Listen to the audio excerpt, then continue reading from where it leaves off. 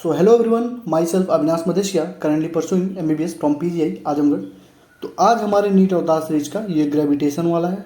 Gravitation ख़त्म करेंगे आज ही। मैं हो सकता है तुम्हें मैग्नेटिज्म भी कंप्लीट करा दूँ, दोनों चैप्टर नंबर 4, चैप्टर नंबर 5, और आज ही हो सकता है तुम्हारा EMI भी खत्म करवा दूँ। ठीक है, मेन दिक्कत है PDF बनाने की। PDF अगर मेरे पास बन जाता है तो मैं करा देता हूँ।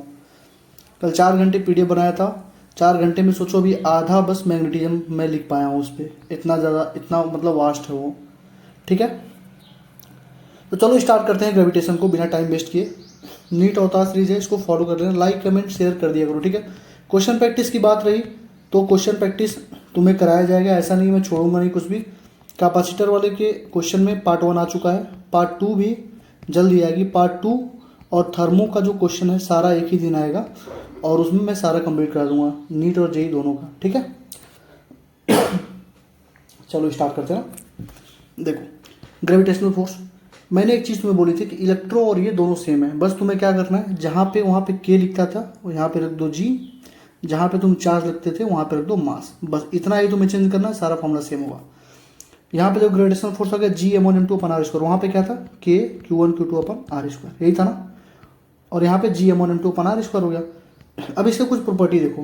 ग्रेविटेशनल जो फोर्स है वो सेंट्रल फोर्स फील्ड होता है, उसमें एंगुलर मोमेंटम हमेशा कंजर्व होता है, और ये हमेशा अट्रैक्टिव होता है। जैसे वो हमारा जो था रिपल्सिव भी हो सकता है ना, इलेक्ट्रोस्टेट वाला रिपल्सिव भी होता था, ये हमारा अट्रैक्टिव भी होता है। ठीक, ये केवल पॉइंट मास के लिए डिफाइन करते हैं।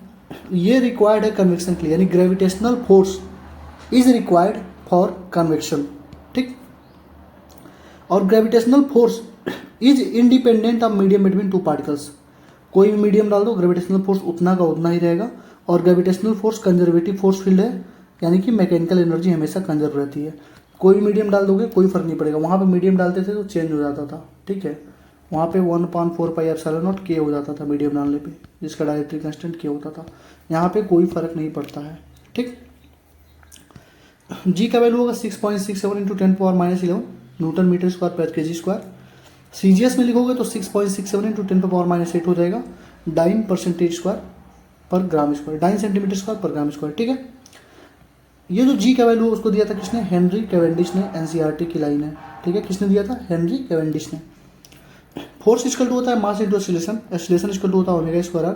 तो फोर्स इक्वल टू हो जाएगा m ओमेगा²। जब एंगुलर वेलोसिटी दिया हो तो फोर्स इससे भी निकाल सकते हो। अब देखो, दो पार्टिकल हैं, A है B है, इसका मास m1 है, इसका मास m2 है। ये v1 वेलोसिटी जा रहा है, v2 वेलोसिटी जा रहा है, इसका डिस्टेंस r1 है, इसका डिस्टेंस r2 है। ठीक है, तो कह रहा है कि r1 की वैल्यू क्या होगी। ये तुम्हारे IIT में एम्स में पूछा जा चुका है। तो R1 की वैल्यू होगी मास अप टू, यानी कि ये M2 मास, यानी M2r अपन m1 + m2। R2 की वैल्यू होगी m1r अपन m1 + m2। जो वेलोसिटी 1 की होगी वो होगी Gm2² अपन m1 + m2 × r। देखो सब कुछ सेम है, बस देखो R1 की जगह M2 यहाँ पे आ जा रहा है, यहाँ पे R2 की जगह m1 आ रहा है, V1 के यहाँ पे M2 आ गया, V2 की जगह m1 आ गया, बाकी सब कुछ सेम है। Gm2² अपन m1 + m2 × r। तो एक याद करो, ठीक है, उससे दूसरा अपने आप निकाल लोगे। V2 पूछेगा तो बस यहाँ पे M2 की जगह m1 रख दोगे। ठीक, टाइम पीरियड हमको मालूम है T² डायरेक्टली + r³ होता है। इसी को जब तुम सॉल्व करोगे तो ये फॉर्मूला आता है, time period equal to 2π√r³ upon G m1 + m2। ये हो जाएगा, क्योंकि दो मास है ना, m1 भी है m2 भी है, दोनों मास का सम करेंगे। अभी इसको मैं एक्सप्लेन करूंगा आगे भी। ठीक, जब 3 मासेज रहेंगे तो वेलोसिटी हो जाएगी √Gm/L। वहाँ पे वेलोसिटी क्या होती थी, KQ/L होती थी, यही तो होती थी। और यहाँ पे क्या हुई तुम्हें दिखा भी देता हूँ, रुक जाओ रुक जाओ, को तुम्हें दिखा देता हूँ। करंट इलेक्ट्रिसिटी कैपेसिटर है,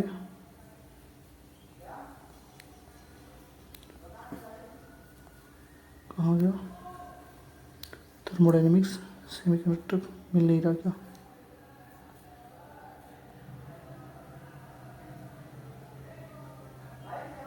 यहीं पे था कहीं।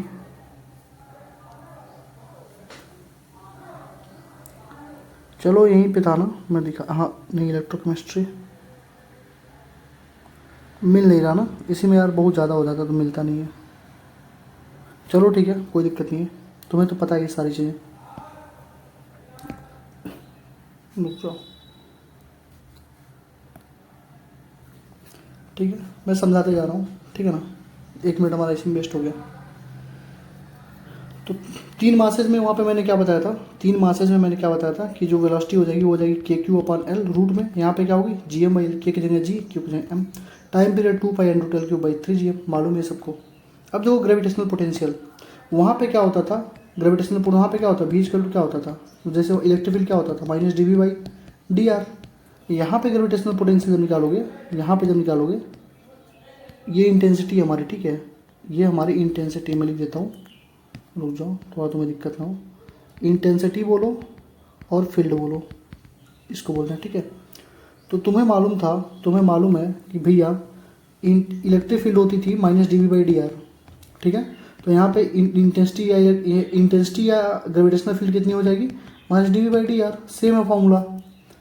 तुम्हें मालूम था कि भैया जो पोटेंशियल होता था वहाँ पे फॉर्मूला था के क्यू बाई आर, यहाँ पे भी सेम फार्मूला है, माइनस में जी एम बाई आर।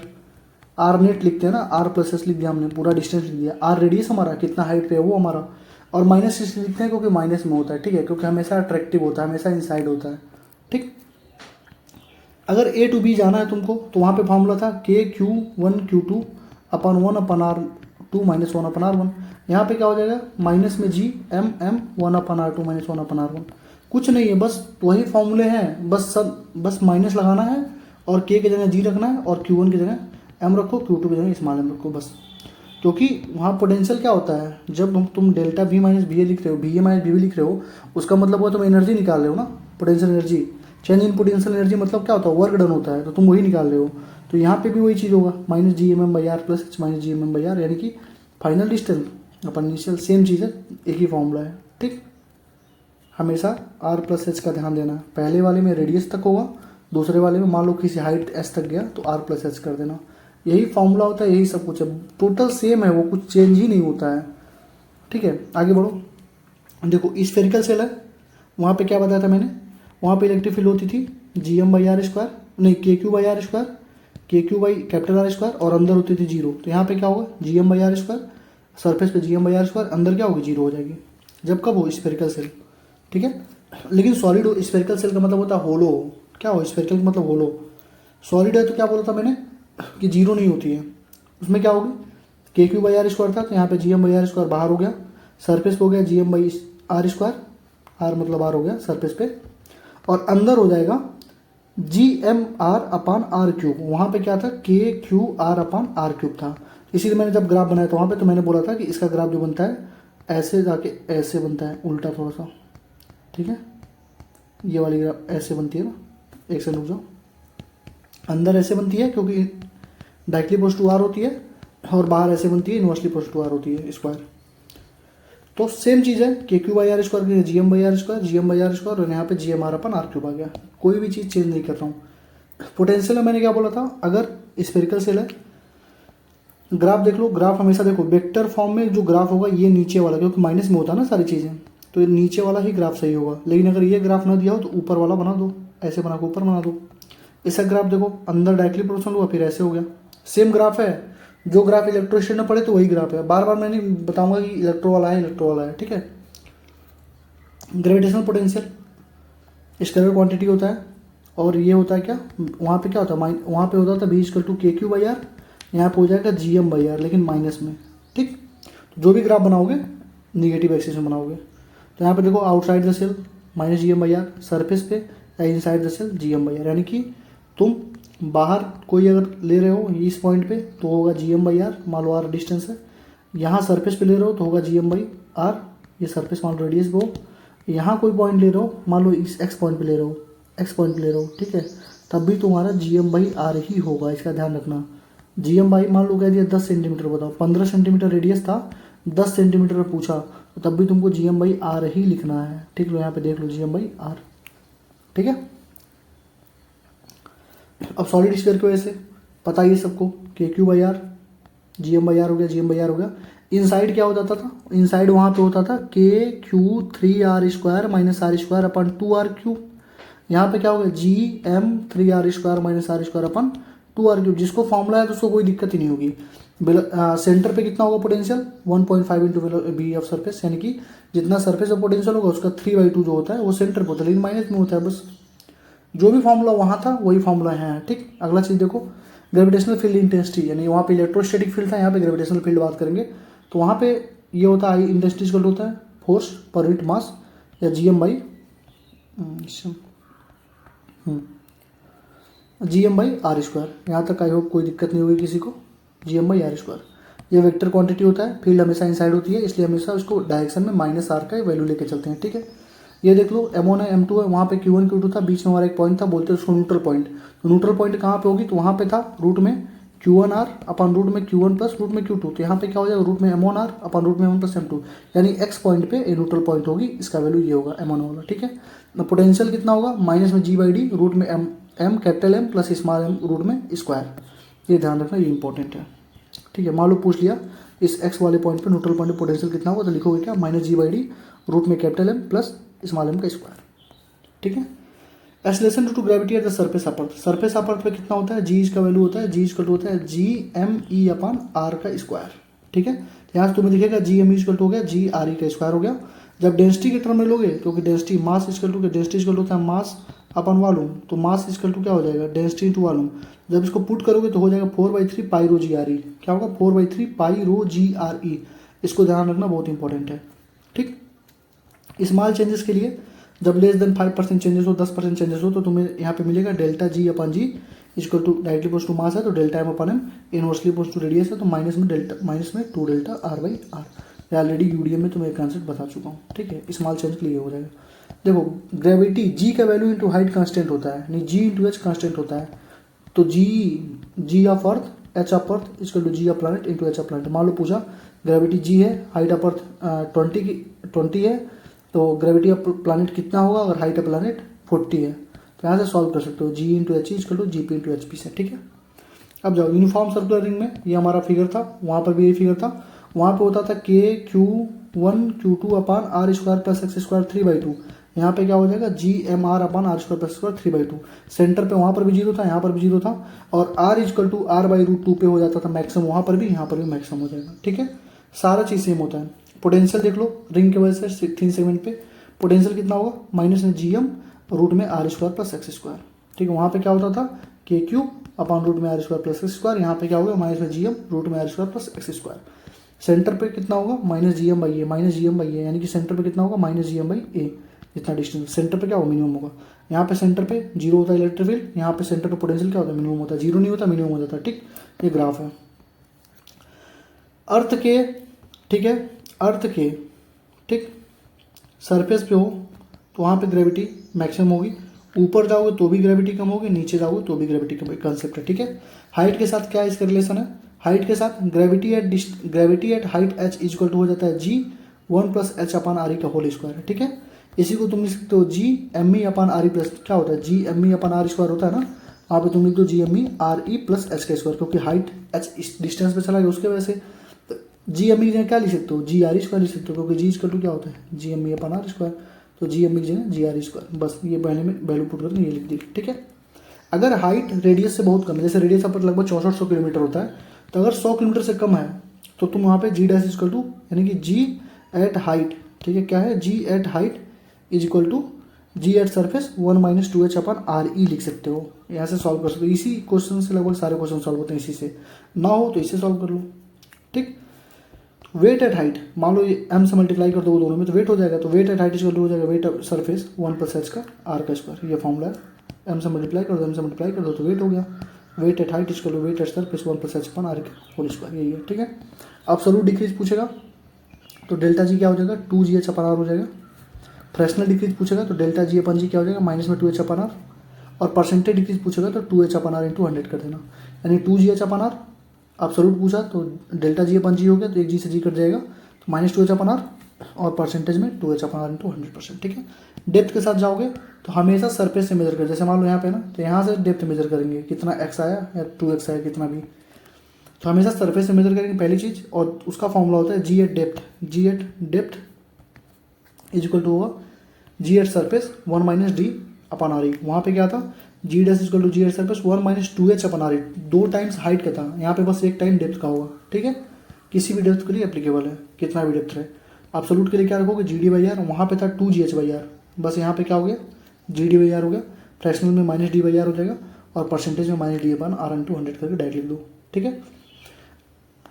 अब हमारा रोटेशन ऑफ अर्थ रोटेट कर रहा है, उस पर क्या चेंज पड़ेंगे, तो जी डैश इक्वल टू होता है G minus omega square R cos square lambda, ये रोटेशन के केस में लगाएंगे। पोल पे जब जाओगे तो लेमडा इक्वल टू 90 डिग्री हो जाएगा, तो जी पोल लेमडा इक्वल टू 90 डिग्री हो गया तो पूरा ये जीरो हो जाएगा, खत्म हो जाएगा, तो जी डैश इक्वल टू जी हो जाएगा और ये मैक्सिमम होगा, यानी पोल पे ग्रेविटी मैक्सिमम होगी।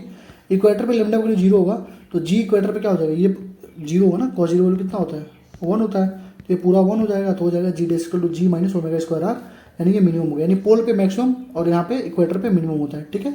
पोल पे जो जी है वो ना ही एंगुलर वेलोसिटी पे डिपेंड करेगी ना ही रोटेशन ऑफ अर्थ पे, क्योंकि जी डैश जी पोल पे जी के बराबर आ जाती है, ठीक है। जब भी किसी मास को हम लोग इक्वेटर से पोल की तरफ ले जाते हैं उसका वेट कितना इंक्रीज होता है, तो M G P minus G E, gravity of planet minus gravity of earth, sorry gravity at poles minus gravity at equator is equal to M omega square R, इतना जो उसका मास होगा इंक्रीज, उसका जो वेट होगा इंक्रीज हो जाएगा, ठीक है। ऑर्बिटल वेलोसिटी, किस ऑर्बिट में किस स्पीड से मतलब रोटेट कर रहा है उसको बोलते हैं ऑर्बिटल वेलोसिटी, ठीक है। तो ऑर्बिटल वेलोसिटी का फॉर्मूला होता है रूट में G M E upon are E plus H, क्या होता है रूट में G M E upon are E plus H होता है, ठीक है। तो इसी ऑर्बिटल वेलोसिटी को मान लो कोई सैटेलाइट है ऐसे रोटेट कर रहा है ऐसे, ठीक, अर्थ से बहुत दूर है, तो ये फॉर्मूला लगा दो। अगर अर्थ के पास है तो तुम लिखोगे जी M E upon R E, H को तुम निगलेक्ट कर दोगे तो G M E upon R E होगा, G M E upon R E को जी एम ई को लिख सकते हो G R E square upon R, तो कट जाएगा तो रूट में जी आर ई हो जाएगा, यानी कि 8 किलोमीटर पर सेकंड या 8 × 10⁻³ मीटर पर सेकंड। यानी कि कोई भी सैटेलाइट अगर अर्थ के करीब में है, पास में है, अगर पास में ना दिया हो हाइट पे दिया हो तो ये फॉर्मूला लगा दो, अगर पास में लिखा हो तो एच को निगलेक्ट करो और यहाँ पे डायरेक्ट लिखो क्लोज टू द अर्थ वाला फॉर्मूला लगा दो, हो जाएगा रूट में G M E upon R, यानी रूट में G R E equal to 8 kilometre per second, ठीक है। और जो ऑर्बिटल वेलोसिटी होती है वो हमारी एस्केप वेलोसिटी अपॉन √2 होती है, यानी कि एस्केप वेलोसिटी इक्वल टू हो जाएगा √2 टाइम्स ऑर्बिटल वेलोसिटी, ठीक है। अभी आगे बताऊंगा, देखो यहाँ पे आ गया ना, ठीक। और जो ऑर्बिटल वेलोसिटी होती है वो मास ऑफ सैटेलाइट पे डिपेंड नहीं करती है, does not depend on mass of satellite, does not depend on mass of satellite. और जो एस्केप वेलोसिटी होगी वो √2 v0 होती है, इसी से यहाँ से निकला है, ठीक है।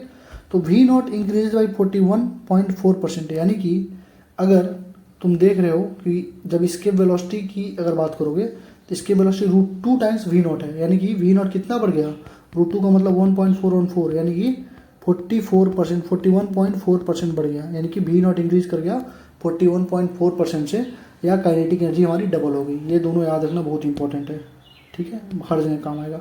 एस्केप वेलोसिटी और इसमें अंतर क्या है, बस यहाँ पे देखो जी M E upon are E plus H है, यहाँ पे रूट में 2 जी एम ई आ जाएगा, रूट में 2 G M E upon R E इसको √2 जी आर ई। ये कब लिखते हैं, जब हमारा अर्थ के क्लोज होता है। अर्थ से दूर हो तो तुम भी आर ई प्लस एच कर दो, नहीं दूर है, लगभग दूर नहीं मिलता है क्वेश्चन में, तो तुम यहाँ पे लिख दो √2 जी आर ई। यहाँ पे देखो जी M E upon R E था, यहाँ पे 2 से मल्टीप्लाई कर दो, हो गया, यहाँ पे जी आर ई था, यहाँ पे √2 जी आर ई, यहाँ पे 8 था, यहाँ 8 √2 हो जाएगा, यानी कि 11.2 किलोमीटर पर सेकंड, यानी 11.2 किलोमीटर पर सेकंड से चलोगे इसके वेलोसिटी में आ जाओगे। और इसी को क्या बोलते हैं, जी का वैल्यू क्या था 4/3 पाई रो जी आर ई, तो जी की जगह जब इसको पुट कर दोगे, इस जी की जगह इसको पुट कर दोगे तो हो जाएगा 8/3 पाई रो जी आर ई का स्क्वायर। ये बहुत इंपॉर्टेंट है, डेंसिटी से बना के क्वेश्चन पूछता है, बहुत इंपॉर्टेंट है, ठीक है, डेंसिटी वाला फॉर्मूला। और यहाँ से तुम्हें दिख रहा होगा कि इसके velocity directly post to radius of earth है और रूट में डेंसिटी है, क्योंकि रेडियस ऑफ स्क्वायर है ना, तो एक रेडियस बाहर आ जाएगा और रूट में डेंसिटी है, तो ये बहुत इंपॉर्टेंट है, इसको ध्यान रखना, ठीक है।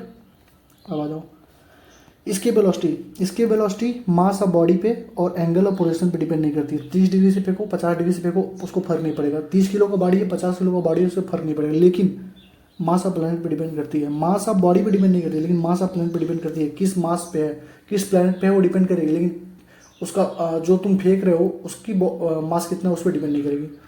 रेडियस ऑफ प्लैनेट पे डिपेंड करेगी, पोजीशन पे डिपेंड करेगी, ठीक।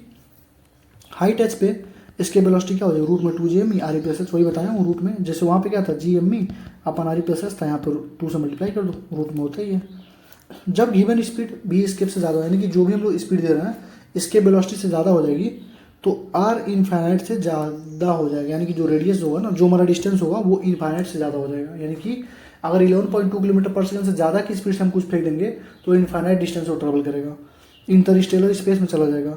तो एन का वैल्यू क्या हो जाएगा, भी गिवन अपॉन भी स्केप, भी गिवन अपॉन भी स्केप होगा ना, एन का वैल्यू, एन निकालना है पहले तो लिख लो भी गिवन अपॉन भी स्केप, और भी इक्वल टू रूट में एन स्क्वायर -1 इंटू भी स्केप, यानी कि इंटरस्टेलर स्पेस में अगर उसकी वेलोसिटी पूछेगा तो तुम ये फॉर्मूला लगाना, रूट में N square minus 1 into B into E. N हमारा क्या है, गिवन अपॉन वी स्केप।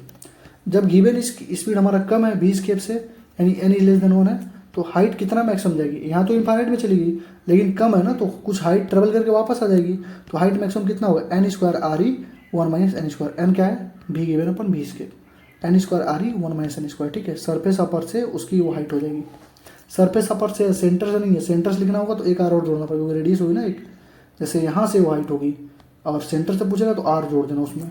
ठीक, देखो अर्थ पे हाइड्रोजन बैलून को छोड़ोगे तो ऊपर जाएगा वो, ठीक है, लेकिन वही चीज़ तुम मून पे छोड़ोगे तो नीचे आएगा, क्योंकि मून में अपथ्रस्ट ही नहीं है, क्योंकि एटमॉस्फेयर नहीं है, तो मून पे अपथ्रस्ट नहीं होगा, अपथ्रस्ट के लिए जीरो हो जाएगी, यानी मून पे कोई एटमॉस्फेयर नहीं है, एटमॉस्फेयर जीरो है, बैरोमीटर का रीडिंग भी जीरो आएगा। अगर मून पे बम ब्लास्ट होगा तो कोई भी साउंड नहीं आएगा, ठीक है। और मैकेनिकल वेव को क्यों नहीं साउंड आएगा, क्योंकि मैकेनिकल वेव को क्या चाहिए, साउंड एक मैकेनिकल वेव है, उसको चाहिए एक मीडियम प्रोपोगेशन के लिए, ताकि वो सुनाई दे सके, लेकिन कोई मतलब एटमॉस्फेयर है ही नहीं तो सुनाई नहीं देगा, ठीक है। और इसके वेलोसिटी ऑफ मून कितना होता है, 2.31 किलोमीटर पर सेकंड होता है, याद कर लो या ना करो कोई दिक्कत नहीं है। Time period satellite, it also does not depend on the mass, time period भी मास पे डिपेंड नहीं करता है, 2 पाई आर अपन बी नॉट होता है, ठीक है। डिस्टेंस अपन वेलोसिटी, टाइम तो ये होता है ना, distance upon velocity equal to 2 pi and root में R cube upon G M, ये मैंने ऊपर अभी तुम्हें पढ़ाया था। टाइम पीरियड कितना होता है, 2 पाई एंड रूट में R cube upon G M, दो मास थे तो मैंने क्या किया था, जी M1 प्लस एम कर दिया था स्मॉल वाला, ठीक है। तो ये होता फॉर्मूला, तो टी स्क्वायर यहाँ से directly post to R cube हो जाता है, एक इसको केप्लस लॉ भी बोलते हैं। और जो आर है ना, हमारा आर है ना, वो रेडियस तो है ही, अगर मान लो किसी हाइट पूछ रहा है तो वो हाइट प्लस आर हो जाएगी, ठीक। कोई भी satellite close to the earth है तो 2 पाई एंड रूट में आर ई बाई जी हो जाएगा उसका 84 मिनट होता है, यानी 1.4 आवर उसका क्या होता है, टाइम पीरियड होता है, अगर कोई भी सैटेलाइट पास में है तो। और वहाँ पे तुमने देखा होगा उसका 8 किलोमीटर पर सेकंड उसका क्या होता है, ऑर्बिटल वेलोसिटी होती है। यहाँ से देख लो टी नॉट इक्वल हो जाएगा रूट में 3 पाई अपन रो जी, इसका मतलब होता है only time period only depends on the density, time period only depends on the density for satellite close to the earth. कोई भी सैटेलाइट अर्थ से क्लोज है तो टाइम पीरियड केवल डेंसिटी पे ही डिपेंड करता है, ठीक। पेंडुलम में क्या होता है, 2 पाई अंडर रूट में एल बाई जी होता है, यहाँ पे 2 पाई अंडर रूट में R cube upon G M हो जाता है, ठीक है।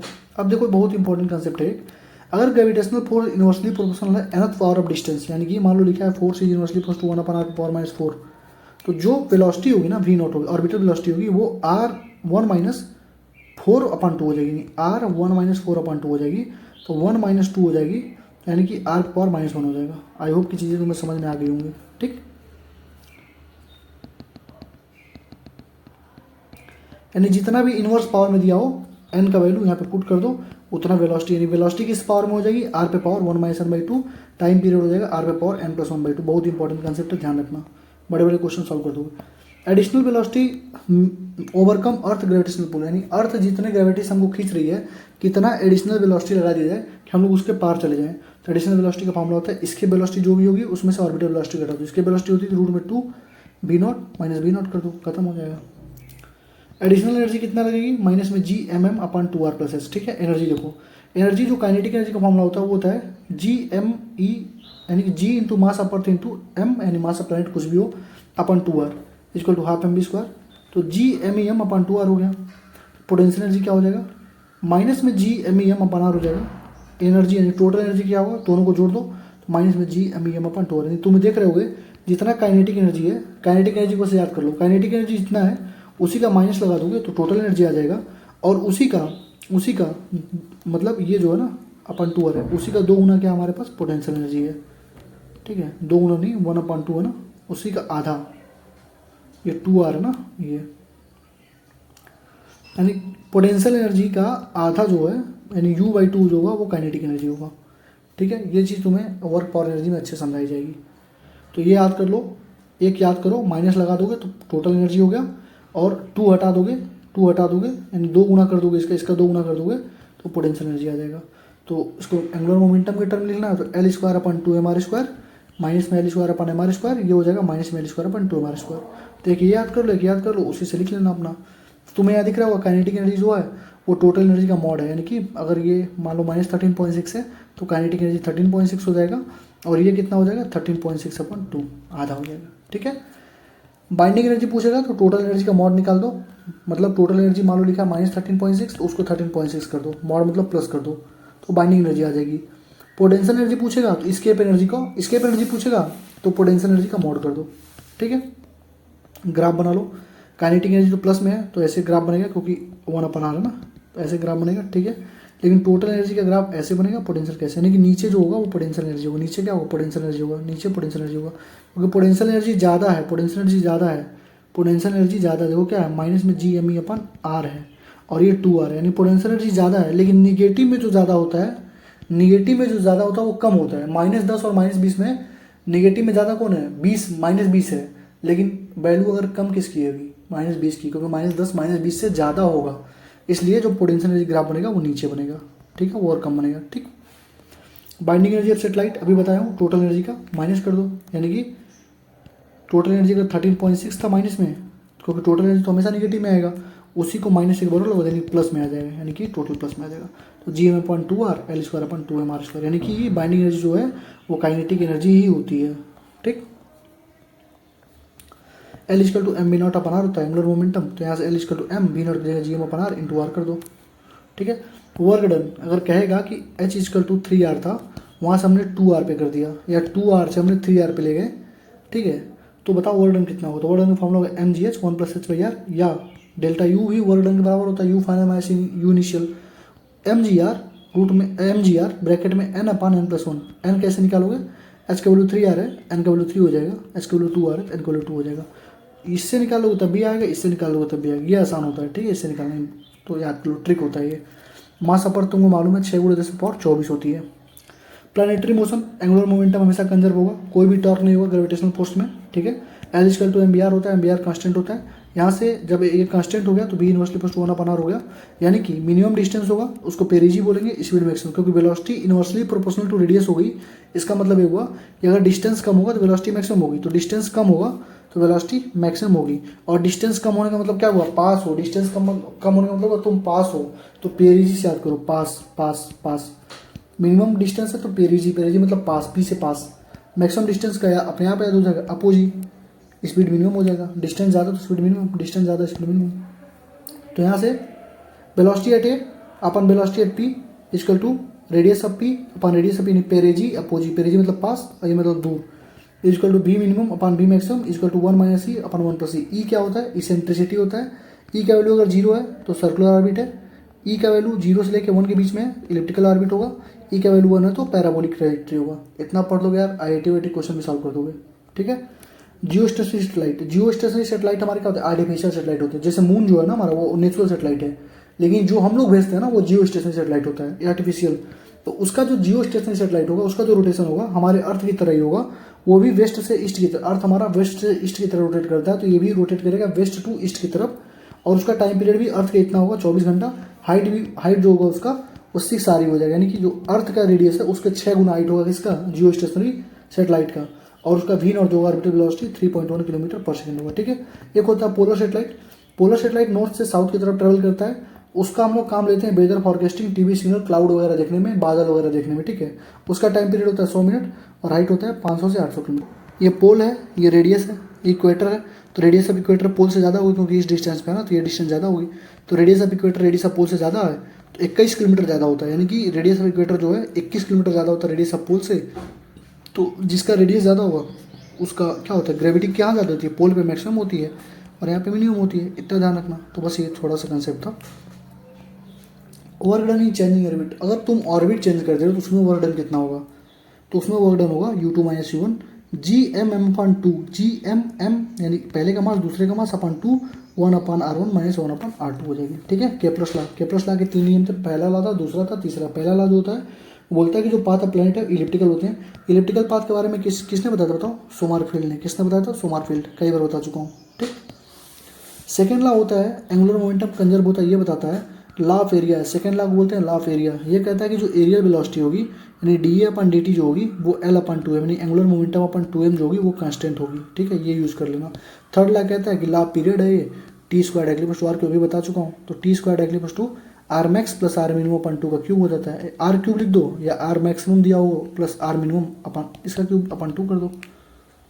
ठीक है, एवरेज लेते हैं ना, R1 प्लस R2 अपन 2 कर दो या सीधे R³ कर दो, जैसा क्वेश्चन दिया हो वैसे यूज़ कर लेना। ठीक, फोर्स मैक्सिमम कब होगा, जब स्मॉल एम और कैपिटल एम का वैल्यू 1/2 होगा, रेशियो इसका, और एक एम है और आर रेडियस है तो सॉलिड स्फीयर होगा, तो फोर्स इसका डायरेक्टली इक्वल्स टू R/4 होगा। ठीक है, ये हमारा ग्रेविटेशन था, ये हो गया खत्म। मेडिको होली का भी हमारा प्यारा सा चैनल है, देखो फालतू की बातें यहाँ नहीं होती हैं, बकवास मोटिवेशन डेली स्ट्रेटजी वगैरह नहीं डालता हूँ, तो चाहूँ तो मैं भी डाल सकता हूँ, व्यूज़ वगैरह रीच वगैरह वहीं से आती हैं। ठीक है, तुम्हारा काम है अपने दोस्तों के पास शेयर करना, उनसे भी बोलना कि अपने दोस्तों को शेयर करें यार, बहुत ज़्यादा मेहनत लगती है यार।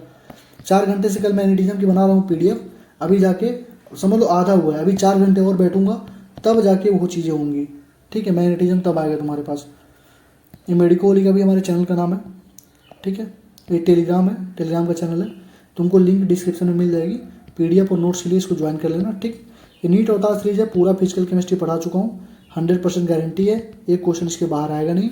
ठीक है, नीट अवतार सीरीज के फिजिक्स भी लगभग 8-10 चैप्टर पढ़ा चुका हूँ विद क्वेश्चन प्रैक्टिस, और बाकी को क्वेश्चन प्रैक्टिस में कराऊंगा। ठीक, इलेक्ट्रोकेमिस्ट्री इन 40 मिनट्स, ये भी बहुत मतलब हर एक चैप्टर कंप्लीट करा चुका हूँ। JEE मेंस जिन्होंने दिया है मुझसे पढ़ के, उनको मालूम है कि एक भी क्वेश्चन इसके बाहर से नहीं आया। ठीक है, तो नीट अवतार सीरीज को फॉलो करो। ठीक है, फुल मार्क्स आएंगे फिजिकल केमिस्ट्री में। ठीक, मिलते हैं नेक्स्ट वीडियो में, थैंक यू। मैग्नेटिज्म वीडियो होगी नेक्स्ट वाली, दोनों चैप्टर होगी, chapter number 4, chapter number 5। Try कर रहा हूँ कि आज ही कंप्लीट कर दूँ, PDF बना के थोड़ा सा PDF बचा हुआ है, उसको बना के फिर अपना डालता हूँ। ठीक है, मिलते हैं नेक्स्ट वीडियो में, थैंक यू।